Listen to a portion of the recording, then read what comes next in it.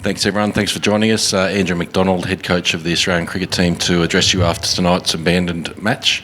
We've obviously got people on Zoom as well, so we'll cross back to them if we need to at the end. If there's any questions, please raise your hand, we'll get a microphone to you, and then if you could hand the microphone back so we could make this conference as efficient as possible.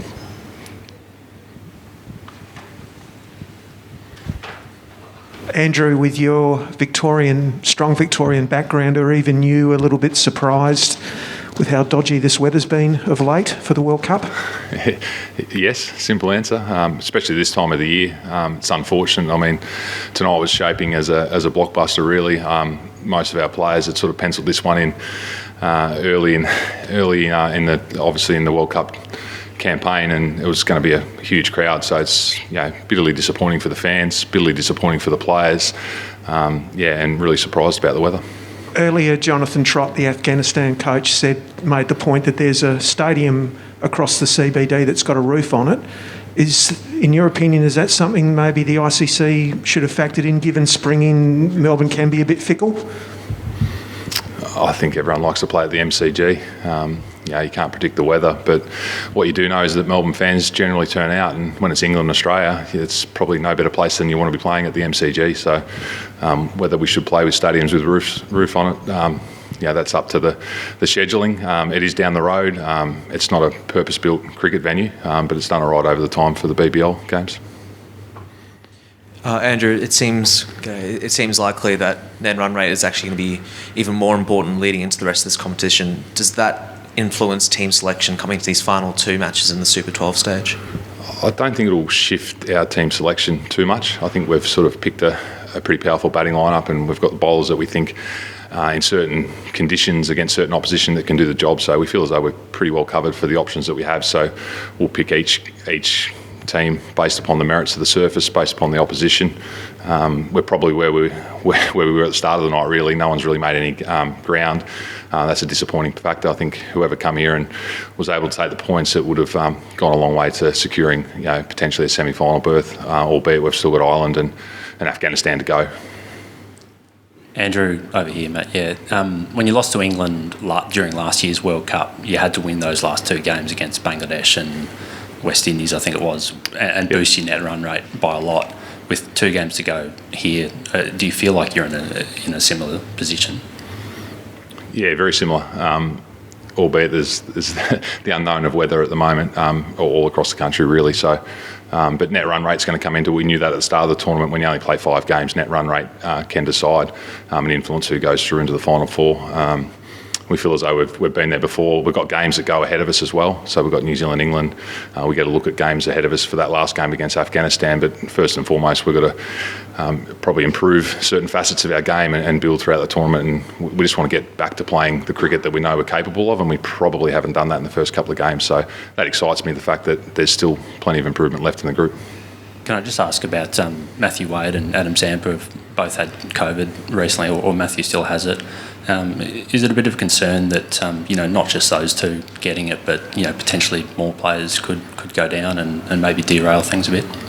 Yeah, I mean that's highly possible, really, the way it's gone. So I suppose the strong point around that was that Matthew Wade was going to play tonight. So each individual's affected differently by the virus. So obviously Adam Zampa wasn't quite right. We erred on the side of caution there to make sure that he was ready to go for this game, whereas Matthew Wade responded totally differently. Less symptoms, and he was ready to go tonight. Had to be isolated from the group. That was probably the only thing where we had to communicate separately with him, which was a little bit unique. But yeah, it's a real possibility for all teams. Should both you and England win your next games, how much of an advantage do you think England playing very last in the group gives them? It depends on England, New Zealand, really, doesn't it? So I suppose that's assuming. Yeah. You both. Yeah, I think we get a look at pretty much all the scenarios that potentially may happen up until our point against Afghanistan. So yeah, we'll be watching, no doubt, the New Zealand-England game to see what happens there. And then I don't think, as the earlier question was, will it influence our selection of our team? Probably not. So we can only control what we can control, and that's, as I said, getting back to the cricket that we think we're capable of, and we haven't quite shown that yet.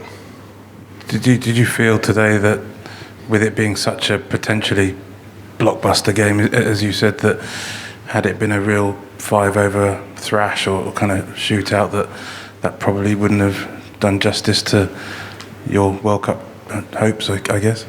We were keen to play.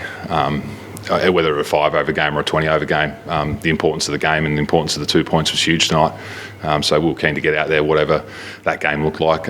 We feel like we're well prepared for it. England have obviously caused us a few problems over time, but we felt like we had the team tonight, albeit that changed over the course of the day. Our teams shifted as the rain kept coming down and the game was potentially shortened. So we went through different scenarios, but we felt as though we were well prepared for whatever may have happened. Yeah, just to follow on from that, what team were you sort of looking to play? I know you didn't get as far as a coin toss, but what was it going to look like when you sort of might have been playing 15-over game or 10-over game or whatever? I'm not going to answer that one. I'll keep our powder dry on that one. Just in terms of just how Adam is feeling and recovering and whatever, he's fine. And in terms of Matthew, it's a fairly light dose.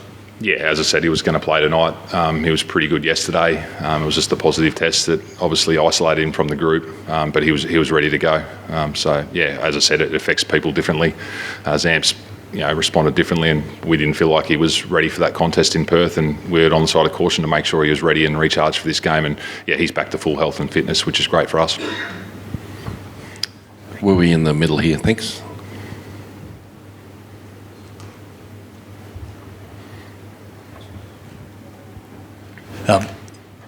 You've worked very closely with Aaron Finch over his career. Probably as well placed as anyone to assess how he's going. I mean, what was your take on his performance the other night? And are you committed to sticking with him through the whole campaign?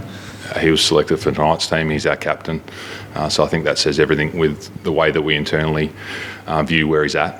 He didn't have his greatest night the other night, and I think he was pretty much forthright in his views on that. That can happen in T20, but we know that equally it can shift quickly the other way as well. You're a couple of shots away from finding your rhythm, finding your tempo, and unfortunately he wasn't able to do that the other night. But the beauty of a team is that if one's not functioning to the full capacity, you've potentially got some teammates around, and Marcus Stoinis was absolutely brilliant. So it's really how the team functions. He's really important to us in terms of connecting the strategy of what we want to do, and his captaincy record in big tournaments has been pretty good. So we feel as though that captaincy is a real benefit for us. So we're not prepared to shift that at this stage, and we feel as though that he will come good, and when he does come good, I think that then probably puts the finishing touches on us being the team that we want to be, no doubt. And what needs to happen for Steve Smith to get a look into the 11? He gets discussed, regularly. So depending on the surface, as I said, depending on the opposition. We've got 15 players in our squad, and it's a challenge to pick 11. It always is, and as I said, the surface and the opposition really probably shift our thinking and get to our final decision around what that 11 looks like. So he's definitely come up in conversation. So he's, as I said, there's a role there for him. Any more? Doesn't look like there's any more. Doesn't look like there's any on Zoom either, guys. So we might as well wrap it up there. Thanks very much. Thank you.